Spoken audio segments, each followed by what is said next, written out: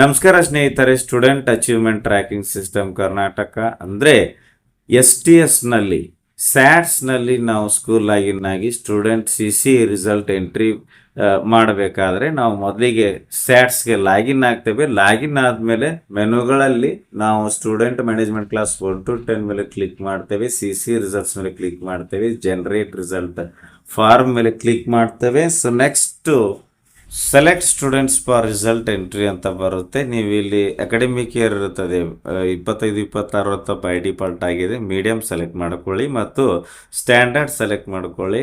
Next ಎಕ್ಸಾಮನ್ನು select ಮಾಡ್ಕೊಳ್ಳಿ ಮತ್ತು ಗ್ರೂಪನ್ನು select ಮಾಡ್ಕೋಬೇಕಾಗತ್ತೆ. ಗ್ರೂಪ್ ಸೆಲೆಕ್ಟ್ ಮಾಡ್ಕೊಳ್ಳಿ.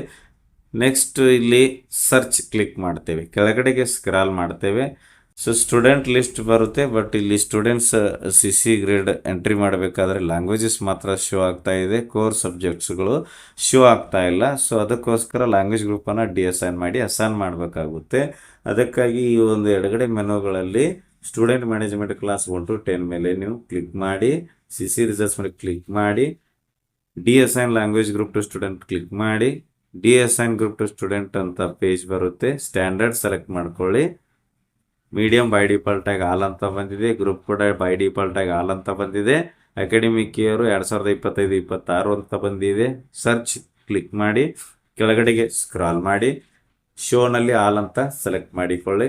ಸೊ ನೀವು ಸೆಲೆಕ್ಟ್ ಮಾಡಿಕೊಂಡಿರ್ತಕ್ಕಂತಹ ಸ್ಟ್ಯಾಂಡರ್ಡ್ ಅಥವಾ ಕ್ಲಾಸ್ನಲ್ಲಿರುವಂತಹ ಸ್ಟೂಡೆಂಟ್ ಲಿಸ್ಟ್ ಬರುತ್ತೆ.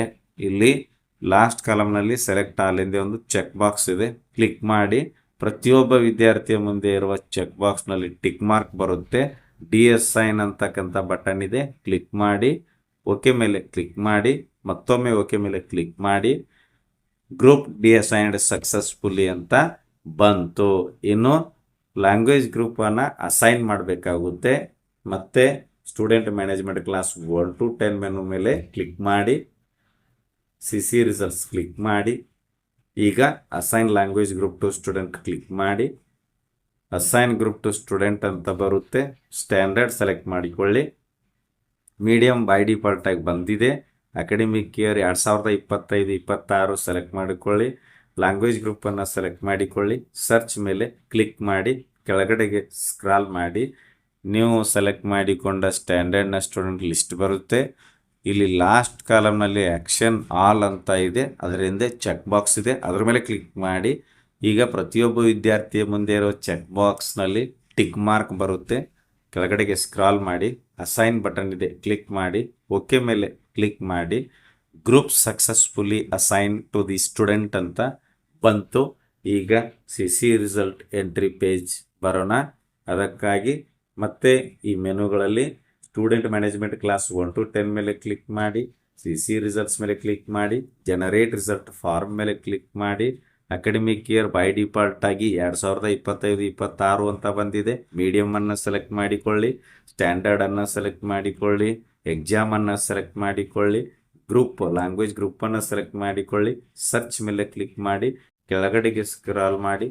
ಸೊ ನೋಡಬಹುದು, ಈಗ ನೀವು ಸೆಲೆಕ್ಟ್ ಮಾಡಿಕೊಂಡಿರ್ತಕ್ಕಂತಹ ಕ್ಲಾಸ್ ಅಥವಾ ಸ್ಟ್ಯಾಂಡರ್ಡ್ನಲ್ಲಿರುವ ಸ್ಟೂಡೆಂಟ್ ಲಿಸ್ಟ್ ಇದೆ ಮತ್ತು ಈಗ ಸಬ್ಜೆಕ್ಟ್ಗಳಲ್ಲಿ ಲ್ಯಾಂಗ್ವೇಜಸ್ಗಳನ್ನು ಶೋ ಆಗ್ತಾ ಇದೆ ಮತ್ತು ಕೋರ್ ಸಬ್ಜೆಕ್ಟ್ಗಳು ಕೂಡ ಶೋ ಆಗ್ತಾ ಇದೆ.